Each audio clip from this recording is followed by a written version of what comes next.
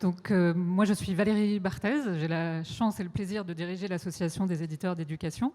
Donc, je ne vais pas parler très longtemps puisque nous allons tout de suite donner la parole à notre premier intervenant, donc, qui est en visioconférence. Donc, vous allez le voir pour les personnes présentes s'afficher sur les écrans et derrière vos ordinateurs également s'afficher sur votre écran. Voilà. Bonjour Grégoire.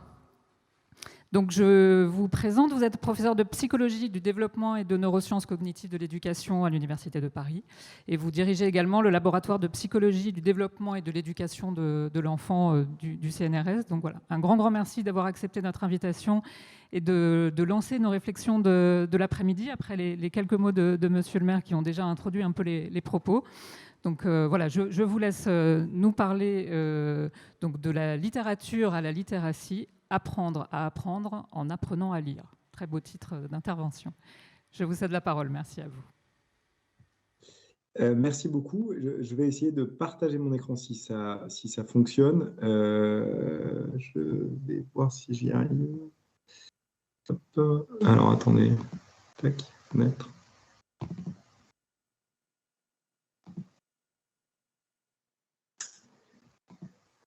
Est-ce que ça fonctionne de votre côté? Est-ce que vous voyez le PowerPoint? Ça marche, hein, je pense, du côté de la salle, en tout cas. Il faut juste peut-être le mettre en diaporama pour que ça soit plus lisible. Alors, il est en diaporama de mon côté. Ah, je ne sais pas si... Alors, je vais essayer un autre... Ça ne marche pas très bien en règle générale, pour tout vous dire. Hop, je vais réessayer.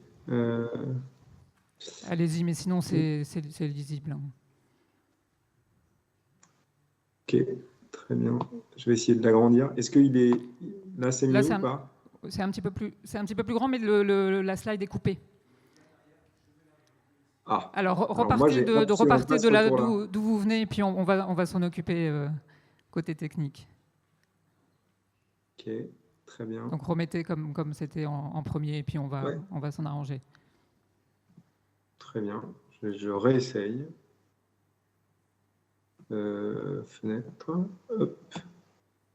Ça commence toujours comme ça, de toute façon. Est-elle toujours coupée?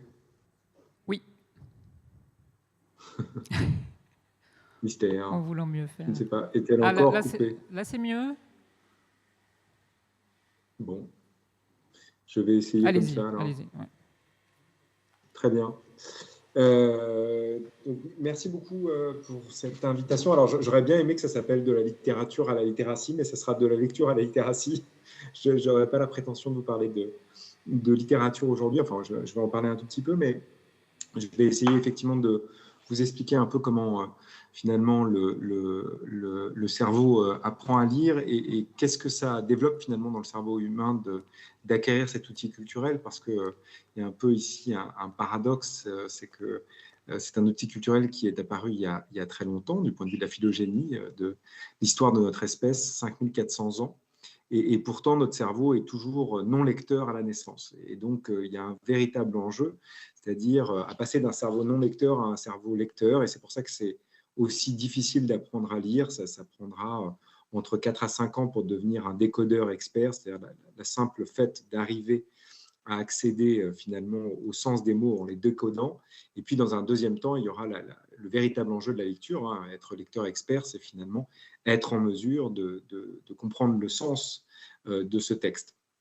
Donc, c'est évidemment complexe parce que c'est un outil culturel. Ça veut dire que comme c'est un outil culturel, ça nécessite de reconfigurer en profondeur notre cerveau. Et c'est de tout cela dont je vais vous parler. Et je vais vous montrer aussi que probablement l'acquisition de ce premier outil culturel aura un effet de façon plus globale sur des processus qui nous permettent d'acquérir d'autres outils culturels. C'est pour ça qu'il y a un véritable enjeu à savoir bien lire, parce que quand on sait bien lire, on a des effets en cascade sur tout type de littératie, que ce soit la littératie scientifique, la littératie numérique et autres. Donc il y a un véritable enjeu de ce point de vue-là.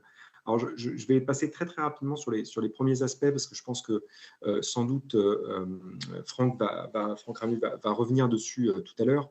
Mais prendre quand même en compte cette idée que finalement, apprendre à lire, ça repose sur un système alphabétique d'une puissance extrêmement importante. On sait que le langage est composé globalement de 20 à 50 phonèmes, donc 20 à 50 sons du langage. Et à partir de la combinaison de ces 20 à 50 phonèmes, on peut globalement produire tous les mots du langage, c'est-à-dire 60 à 100 000 mots. Donc on voit que finalement, le langage, que ce soit le langage oral et puis a fortiori le langage écrit, est en fait un système de combinatoire. On combine des sons de la langue pour créer tous les mots du langage, et puis on combine des lettres pour finalement écrire les sons de la langue, et en combinant ces lettres entre elles, on crée des graphèmes, et ces graphèmes peuvent ensuite être transposés en phonèmes. Et donc, on a un nombre limité de symboles visuels. Alors, en fonction des différents systèmes alphabétiques, on a un nombre de lettres qui va différer. Et puis, évidemment, je ne parle même pas des systèmes alphabétiques ou des systèmes en idéogrammes.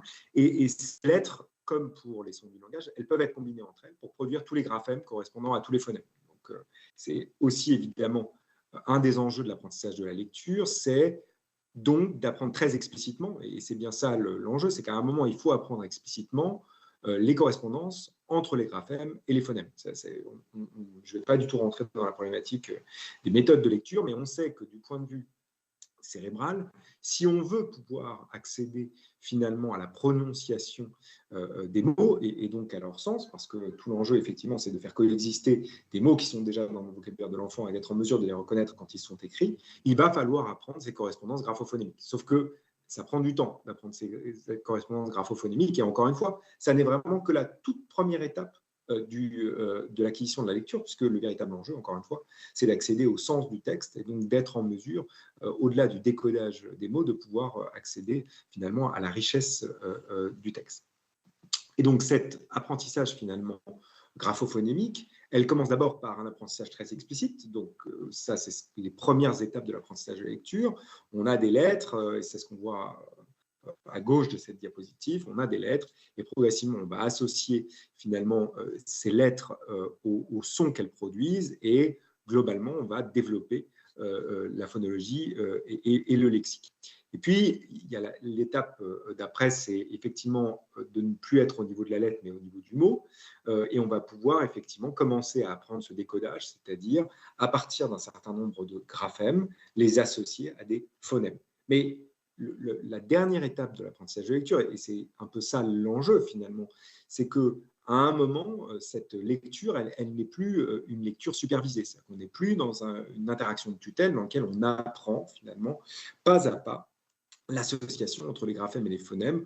On passe par un long moment d'auto-apprentissage. Et donc, il y a un véritable enjeu à maintenir le plaisir de la lecture suffisamment longtemps pour que cet auto-apprentissage puisse avoir lieu. Dit autrement, à chaque fois qu'on lit un mot, finalement, on s'entraîne à décoder.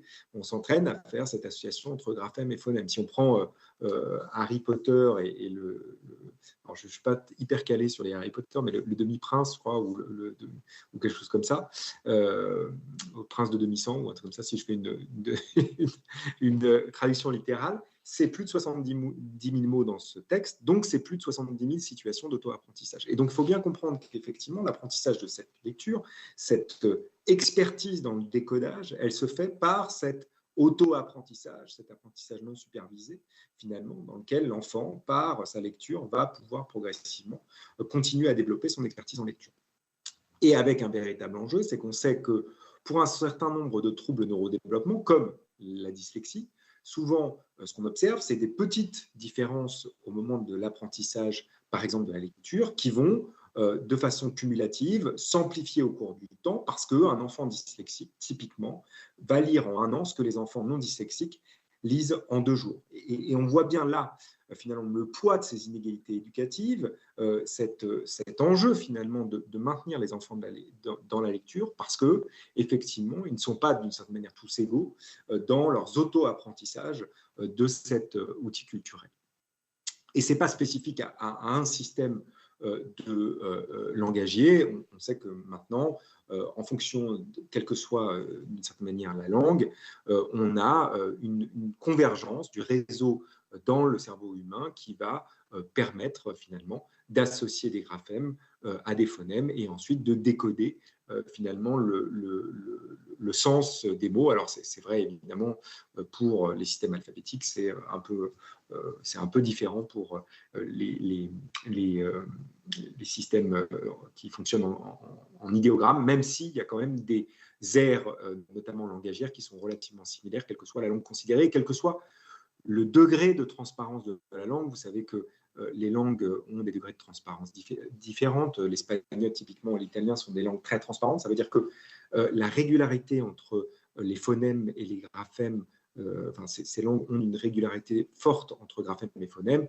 contrairement au français qui a une régularité moins forte de ce point de vue-là, et l'anglais, de ce point de vue-là, une langue particulièrement difficile, dans laquelle c'est particulièrement difficile d'apprendre le langage écrit parce que le degré de transparence est relativement faible dans cette langue-là. C'est-à-dire qu'il y a peu de régularité entre l'association des graphèmes et des phonèmes.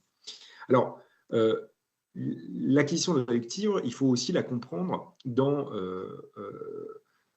un tissu biologique, en l'occurrence le cerveau, parce que tous nos apprentissages, finalement, s'instancient dans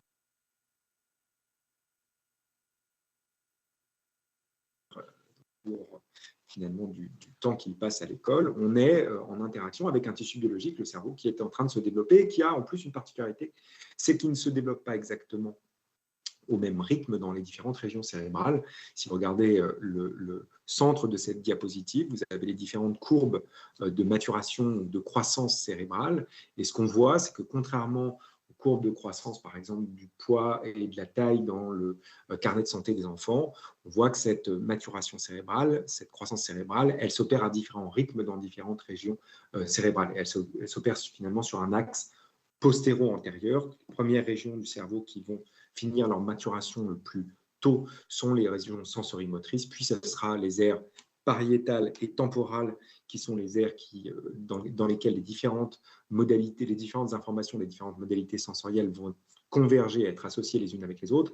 Et puis la dernière partie de notre cerveau qui va maturer, c'est le cortex préfrontal. C'est cette partie du cerveau qui est juste derrière notre front, mais qui finalement est celle qu'on engage dès qu'on est dans des situations de réflexion, de raisonnement, mais aussi dans le langage, dans la planification des différentes étapes au cours de la résolution d'un problème, et puis toutes les fonctions de régulation, que ce soit les régulations cognitives, émotionnelles ou comportementales, elles vont nécessiter l'engagement de ce cortex préfrontal. Et si vous regardez la fin de ces courbes de croissance dans le cerveau, vous voyez que pour ces trois grandes parties finalement de notre cortex. Le cortex, c'est la couche externe de notre cerveau. Finalement, ça s'arrête à 16, 18 et 20 ans. Donc, on voit bien que ce tissu biologique, il continue sa maturation et sa croissance extrêmement tardivement, beaucoup plus tardivement d'ailleurs que ce que le dit la société, puisque la société à 18 ans donne une carte d'identité en disant aux adolescents qui sont maintenant des adultes, ce qui est effectivement une aberration du point de vue de ce qu'on connaît de la croissance cérébrale, et ce qui explique aussi qu'il y a des périodes de la vie dans lesquelles effectivement, nos comportements, la façon dont nous raisonnons, la façon dont nous allons effectivement traiter l'information est un peu différente parce que justement, il y a des décalages de maturation entre différentes régions cérébrales. Et puis, dernière information importante sur la maturation de ce tissu biologique, la croissance de ce tissu biologique, c'est que contrairement à ce qu'on peut un peu entendre de façon un peu récurrente dans la société, et puis on voit bien que c'est évidemment un enjeu, il y a la période de la toute petite enfance. Alors, c'est vrai que la période de la toute petite enfance, elle se caractérise par une plasticité très forte du cerveau. Plasticité très forte du cerveau, ça veut dire quoi? Ça veut dire en gros que notre cerveau est particulièrement sensible à l'environnement. Et ça s'explique aussi parce que c'est une période, effectivement, où notre cerveau va être en pleine croissance. Hein. On est quand même sur des moments où il peut se créer jusqu'à 250 000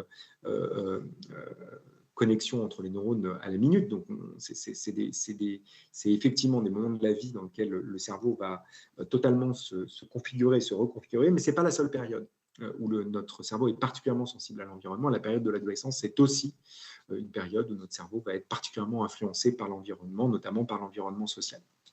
Alors, cet environnement, il peut jouer effectivement de façon positive sur le développement de ce tissu biologique qui, finalement, qui a pour fonction de faire émerger notre pensée, mais il peut jouer évidemment de façon négative. Et on sait par exemple que des enfants qui viennent de milieux sociaux défavorisés, leur courbe de croissance cérébrale va être différente de celle des enfants qui vivent dans des milieux plus favorisés dès 4 mois après la naissance. Et donc ça, c'est vraiment le poids réel des inégalités sociales sur le développement de l'enfant et sur son développement cognitif et socio-émotionnel, parce que ce milieu social a un effet sur le cerveau. Il faut bien le comprendre. Si ça n'avait pas d'effet sur le cerveau, ça n'aurait pas d'effet sur le développement cognitif et socio-émotionnel de l'enfant. Alors pourquoi? Parce que dans des milieux sociaux moins favorisés, on sait qu'il y a effectivement un certain nombre de facteurs qui sont non optimales pour la croissance cérébrale, notamment l'exposition à du stress chronique très important, qui a un effet sur le cortisol. Il y a des récepteurs au cortisol dans le cerveau humain, et donc c'est pour ça qu'il y a des différences de croissance cérébrale. Moi, je joue aussi évidemment sur la qualité du sommeil. La qualité du sommeil est très liée à la plasticité cérébrale et aux apprentissages de l'enfant, et puis ça joue aussi sur la nutrition et la stabilité émotionnelle de ces environnements. Donc, comprendre finalement l'acquisition de la lecture, c'est aussi de la comprendre finalement, cette acquisition, au regard finalement d'un tissu biologique qui est lui-même en développement. Et c'est ça qu'il faut essayer de comprendre. Avec un enjeu, c'est que effectivement, quand on regarde chez un lecteur expert et ce qu'il se passe quand il lit des mots, on voit qu'il y a deux grandes finalement voies dans le cerveau pour accéder au sens des mots et du texte, une voie directe et une voie indirecte. Et finalement, le véritable enjeu de l'apprentissage de la lecture, d'un point de vue cérébral, évidemment, c'est d'arriver à faire communiquer les aires visuelles du cerveau, qui sont plutôt localisées dans les aires postérieures du cerveau, le cortex occipital qui est juste derrière votre tête, et d'arriver à ce que cette information soit finalement envoyée vers les aires langagières du cerveau que vous voyez représentées ici en orange. Et donc, apprendre à lire, c'est précisément apprendre au cerveau à connecter ces régions visuelles avec les régions du langage. Parce que dans une première étape de l'apprentissage de la lecture, c'est bien par cette voie indirecte qu'il faut passer, c'est-à-dire je vais décoder finalement des suites de lettres dans cette région représentée en rouge. L'information va être transférée dans les aires de la prononciation et de l'articulation de telle manière à pouvoir reconnaître le mot, et ensuite dans le cortex frontal, qui est représenté ici en vert, on va pouvoir accéder, dans la bulle de verte la plus à gauche de la diapositive, on va accéder au sens du mot. Et puis, à mesure que notre expertise en lecture va augmenter, à mesure que nous avons une familiarité par rapport aux mots auxquels nous sommes exposés, nous allons passer par une voie beaucoup plus directe de la lecture, qui est ici en vert, qui permet à partir de la forme globale du mot d'accéder directement à son sens. Et effectivement, c'est aussi ce qui caractérise l'expertise en lecture. Mais on comprend bien ici, un peu intuitivement, que si je n'ai pas appris dans un premier temps à faire l'association entre graphème et phonème, je vais évidemment avoir du mal, à chaque fois que je serai exposé à un mot nouveau, d'être en mesure de pouvoir le décoder et donc d'accéder potentiellement à son sens. Donc, on voit bien que les deux aires vont coexister dans le cerveau expert. Et ce qu'on sait effectivement chez les lecteurs experts, si on regarde ce qui se passe dans leur cerveau, on se rend compte qu'une fois que nous avons développé une expertise en lecture, nous avons des aires cérébrales dans notre cortex visuel qui sont spécifiquement dédiées à la reconnaissance des lettres et des mots écrits. C'est ce qu'on appelle l'aire de la forme visuelle des mots. Et ce qui est intéressant d'un point de vue développemental, c'est que réellement apprendre à lire, c'est d'une certaine manière réutiliser des territoires du cerveau qui sont à l'origine dédiés pour certaines fonctions et qui vont se spécialiser pour ce nouvel outil culturel, pour nous permettre d'acquérir ce nouvel outil culturel. Ici, ce que vous voyez à gauche de la diapositive, c'est justement cette aire de la forme visuelle des mots. Alors, c'est un cerveau qu'on regarde un peu de façon particulière, on le regarde en fait par en dessous. Et ce que vous voyez, c'est en fait un cerveau par en dessous. Donc, ce qui est à gauche, c'est l'hémisphère droit, et ce que vous voyez à gauche, c'est l'hémisphère gauche. Et ce qu'on remarque, effectivement, si on s'intéresse maintenant à l'émergence progressive de cette aire de la forme visuelle des mots au moment de l'acquisition de la lecture, le type de recherche qu'on a besoin de faire, et c'est ce que l'équipe de Ghislaine Dehaene a mené dans son laboratoire, on a besoin de suivre les mêmes enfants dans le temps. Ce que vous voyez au milieu de cette diapositive, c'est des enfants qu'on a pris avant l'entrée au CP. On va tester le nombre de mots qu'ils sont capables de lire en 1 minute, et ça s'est attendu au bout d'une année passée au CP, à la fin de l'année de CP, ils sont en mesure, et puis même à la fin de l'année de CE1, ils sont en mesure de lire évidemment beaucoup plus de mots qu'ils étaient en mesure d'en lire au début de leur entrée dans l'apprentissage de la lecture du langage écrit, avec une variabilité, vous avez vu, qui est importante. Ici, on n'a eu que 10 enfants, donc c'est une étude évidemment qui pose un certain nombre de contraintes, parce qu'il faut suivre les enfants dans le temps et les mettre dans une IRM, donc ça prend évidemment beaucoup de temps. Mais ce qu'on voit, c'est qu'il y a une variabilité extrêmement importante entre les enfants. Et puis, la dernière partie de cette diapositive, c'est justement de vous montrer ce que produit l'acquisition de cet outil culturel sur, finalement, la réutilisation de certains territoires neuronaux, et notamment dans le cortex visuel de ces enfants.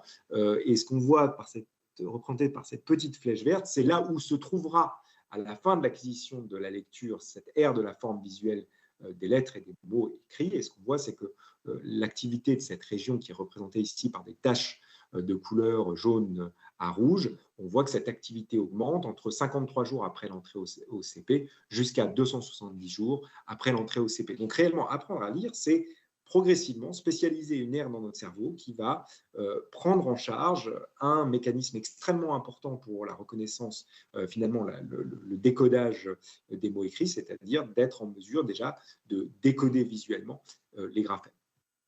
Alors, finalement, l'acquisition de cet outil culturel, c'est évidemment de réutiliser certains territoires, mais ça nécessite aussi d'apprendre, et c'est en ça que la lecture est sans doute une situation d'apprentissage qui développe d'autres types de compétences qui sont ensuite nécessaires pour l'acquisition de tout autre type d'outils culturels. L'acquisition de la lecture, ça nécessite aussi d'apprendre à résister à certains automatismes pour éviter des erreurs systématiques. Et vous savez sans doute qu'il y a une erreur qui est très prévalente dans les premiers temps de l'apprentissage de lecture, notamment dans la reconnaissance des lettres, c'est les élèves qui vont avoir tendance à considérer que le B et le D sont identiques parce qu'effectivement, dans notre environnement, généralement, les objets, qu'ils soient orientés vers la droite ou vers la gauche, ont la même identité. Et c'est le cas pour quasiment tous les objets, sauf les lettres dont l'image en miroir constitue une autre lettre. Et ça s'explique en partie du fait de ce que je viens de vous montrer, c'est-à-dire qu'au tout début de l'apprentissage de la lecture, notre système visuel est plutôt dédié à reconnaître des visages, des objets, des animaux ou tout type de stimuli visuels. Et ce qui est très adaptatif pour reconnaître un visage ou un objet, c'est effectivement de généraliser en miroir, c'est-à-dire, dit autrement, que, indépendamment de l'orientation d'un visage dans l'espace, indépendamment d'un objet dans l'espace, vos neurones répondent de la même manière.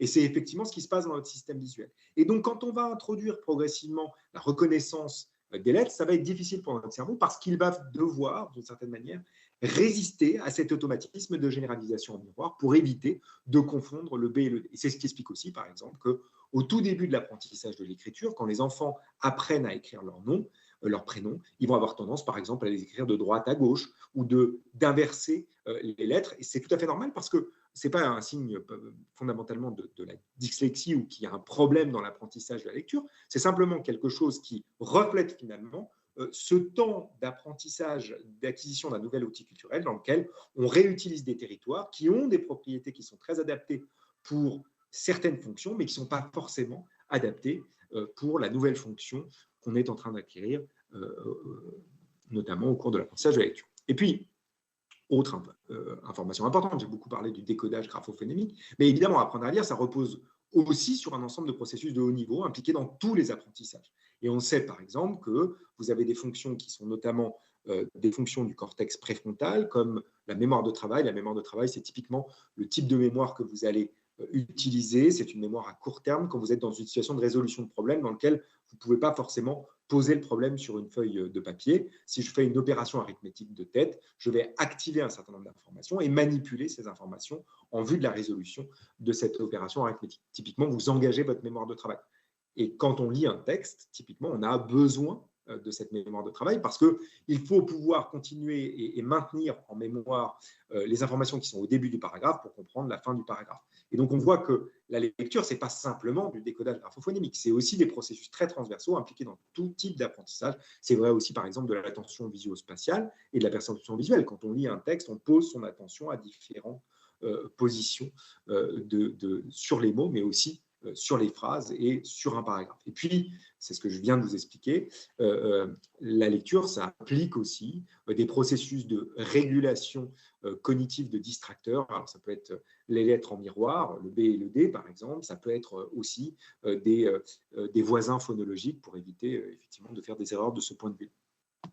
Et donc, l'idée, c'est qu'on peut essayer aussi pour développer finalement des stratégies de remédiation de certaines difficultés en lecture, de se dire plutôt que de travailler sur le langage écrit directement ou sur le langage oral, de travailler de façon plus globale sur ces processus transversaux impliqués dans tous les apprentissages. Et on sait par exemple que l'utilisation de certains jeux vidéo avec des enfants dyslexiques, ici c'est un petit jeu sur lequel il faut tirer sur des lapins qui en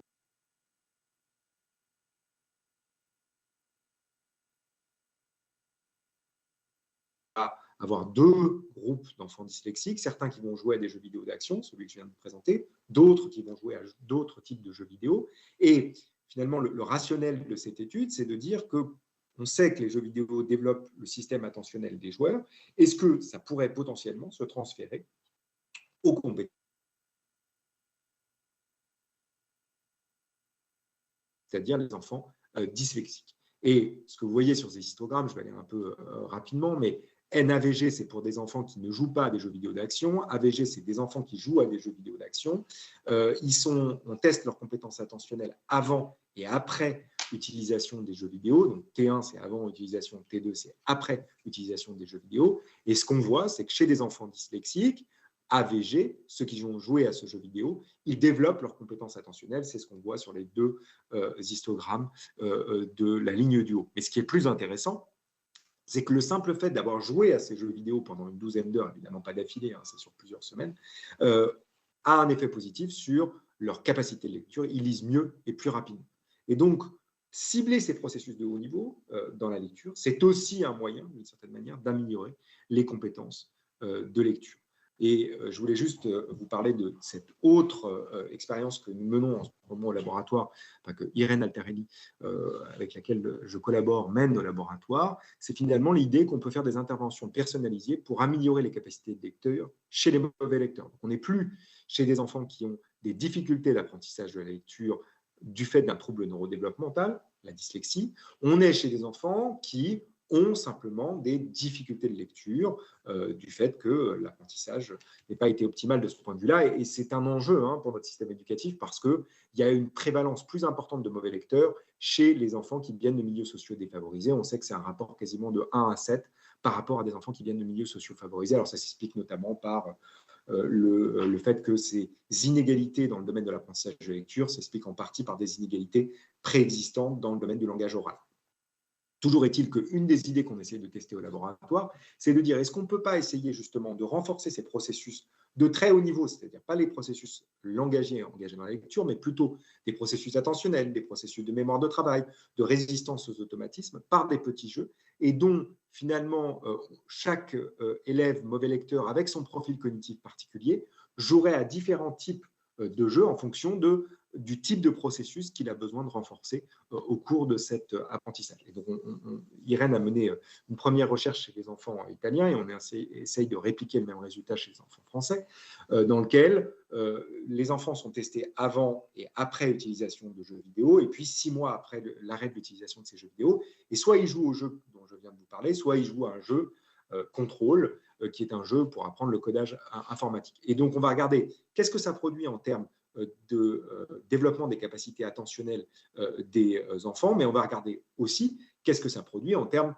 de capacité de lecture. Et donc en bleu, vous avez les enfants qui jouent au jeu qu'a développé Irène Altarelli, en vert, vous avez les enfants qui jouent à un jeu qui permet d'apprendre le codage informatique. Et ce qu'on voit, c'est qu'entre avant et après apprentissage, utilisation des jeux vidéo, on a une augmentation, c'est sur la partie gauche de la diapositive, une augmentation des capacités attentionnelles qui se maintient jusqu'à 6 mois après l'arrêt de l'utilisation des jeux vidéo. Et de manière plus intéressante, au niveau de l'apprentissage de lecture, on a un effet du fait d'avoir utilisé ce type de jeux vidéo sur les capacités de lecture qui vont se maintenir jusqu'à 6 mois après l'arrêt de l'utilisation.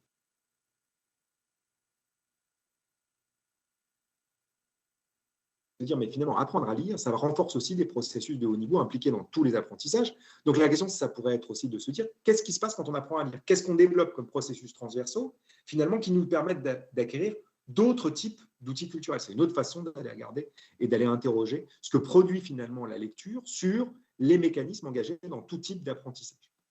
Alors, on sait qu'effectivement, il y a un certain nombre de données qui suggèrent que le simple fait d'être un lecteur a des effets sur notamment un certain nombre de processus de haut niveau qui sont engagés dans tous les apprentissages et notamment sur la mémoire de travail dont j'ai déjà parlé.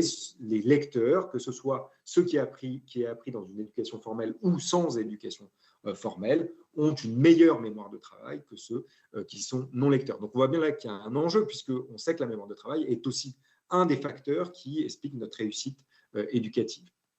Et puis, deuxième idée, on sait aussi que la lecture, ça peut avoir des effets de façon plus générale, notamment sur des processus qui sont importants pour la socialisation des individus. Ici, c'est une recherche qui suggère que les adultes qui lisent de la fiction littéraire ont de meilleures théories de l'esprit. Les théories de l'esprit, c'est typiquement ces mécanismes qui nous permettent d'inférer des états mentaux à autrui. Dit autrement, c'est tous les mécanismes qui nous permettent de comprendre les intentions des autres individus dans notre environnement social. Ce sont tous les processus qui nous permettent aussi d'inférer et de comprendre les états émotionnels que traversent les personnes dans notre entourage. Et c'est donc très lié, par exemple, à nos capacités d'empathie. Et donc, ce qu'on voit, c'est que le simple fait de lire de la littérature a un effet sur le développement, sur ces compétences de théorie de l'esprit. Alors, il y a une autre recherche qui a été menée chez les enfants de maternelle qui montre que le simple fait de faire de la lecture en classe et de poser des questions sur les états mentaux des personnages a des effets bénéfiques sur le développement des théories de l'esprit.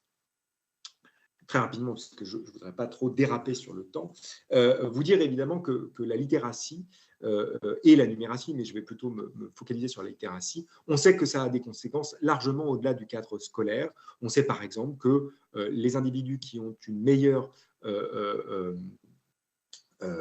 littératie ont des meilleures réussites scolaires et une meilleure réussite professionnelle. On sait aussi que la littératie est très liée au fait d'une bonne littératie, ça évite de sortir du système éducatif à 16 ans. Avoir une mauvaise littératie est lié à avoir un moins bon niveau d'emploi à temps plein et est lié au fait d'avoir 2 fois plus de chances d'être au chômage. C'est vrai aussi pour ce qui est de la dimension de la santé physique et de la santé mentale. Donc, il y a un véritable enjeu, finalement, à développer des bonnes compétences de littératie parce qu'on voit bien que ça a un effet en cascade sur l'ensemble de notre vie et pas simplement de notre vie scolaire. Et puis, on sait aussi, c'est ce que je vous disais tout à l'heure, que la lecture, les compétences de lecture sont très liées aux compétences de littératie scientifique. Donc, il y a aussi une nécessité de sortir finalement de cette caricature qui voudrait qu'il y ait des littéraires et puis il y ait des scientifiques, et les littéraires qui soient en mesure d'avoir une bonne littératie et puis les scientifiques qui n'auraient pas forcément des bonnes capacités de lecture. Ce qu'on sait, c'est que c'est sans doute une simplification de ce qu'on observe, en tout cas chez les lycéens, chez lesquels ceux qui ont la meilleure littératie, et ici on est vraiment dans la compréhension des textes, sont ceux qui ont des meilleures compétences dans le domaine scientifique. Et puis, on sait aussi que finalement, comme cette lecture, elle nous permet de comprendre le monde et de comprendre le réel, et qu'elle développe notamment ce qui relève du contrôle cognitif, de notre capacité à résister à des automatismes, elle est aussi très liée finalement à notre capacité à raisonner de façon logique. Alors, je n'ai pas tout à fait le temps de vous montrer ça, mais on peut tester finalement nos capacités de raisonnement logique à travers des petites situations pièges dans lesquelles on sait que les individus ont des difficultés. On sait par exemple que si je vous demandais une tablette et son étui coûte 240 €, la tablette coûte 200 € de plus que l'étui. Combien coûte l'étui? Très probablement, la première réponse qui vous vient à l'esprit, c'est 40 €. Alors, ce n'est pas la bonne réponse, vous êtes laissé piéger par le contenu sémantique de ce problème-là. Et effectivement, on sait que chez les individus, il peut y avoir des difficultés spécifiques à raisonner dans un certain nombre de contextes. Et on sait que c'est vrai à tous les niveaux de l'apprentissage scolaire. Dès qu'on est dans une situation de piège, notre cerveau peut à un moment être court-circuité d'une certaine manière par certains automatismes qui sont construits dans les années antérieures de la scolarité. On sait aussi que, par exemple, chez les enfants de CM1 ou de CM2, si on leur demande Pierre a 20 000, il en a 5 de plus que Paul, combien de billets à Paul, les enfants ont tendance à vous répondre 25, parce qu'ils entendent plus dans l'énoncé du problème, et que pour eux, jusque-là, le plus était associé à l'addition et le moins était associé à la soustraction. Et donc, on voit bien que dans les situations pièges, il y a aussi une notion, évidemment, de compréhension du texte, parce que si on a bien compris le texte, c'est une façon de mieux pouvoir raisonner.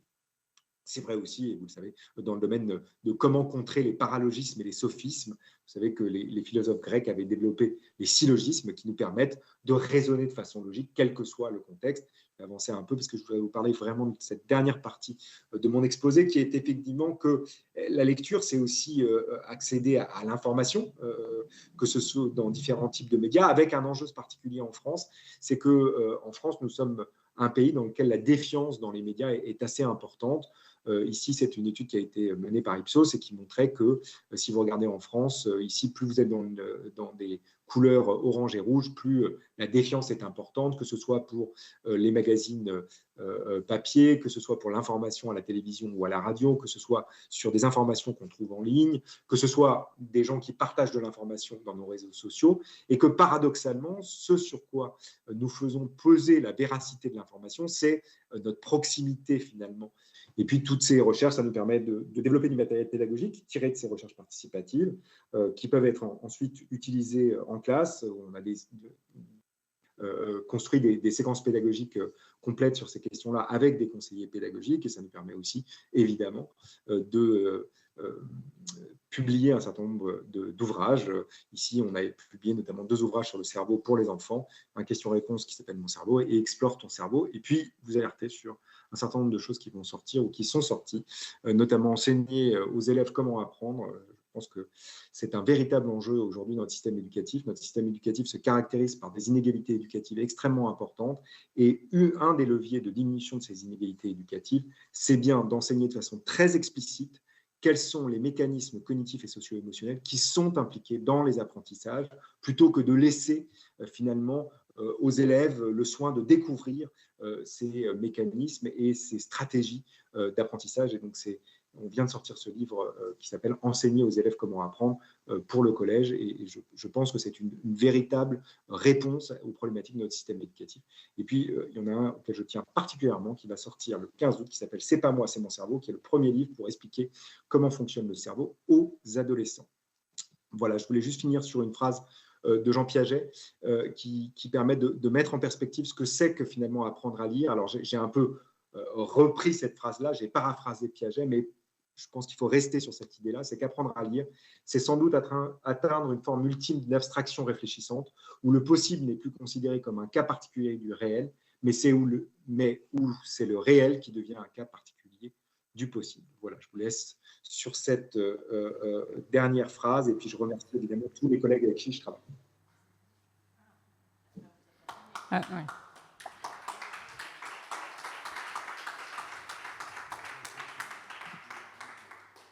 Un grand merci, Grégoire. Oui, alors vous ne vous en êtes peut-être pas rendu compte, mais nous avons eu une toute petite coupure en fin de votre intervention, malheureusement. Alors ça n'a pas duré très longtemps, mais je vous ai laissé continuer puisqu'on vous a récupéré à un moment.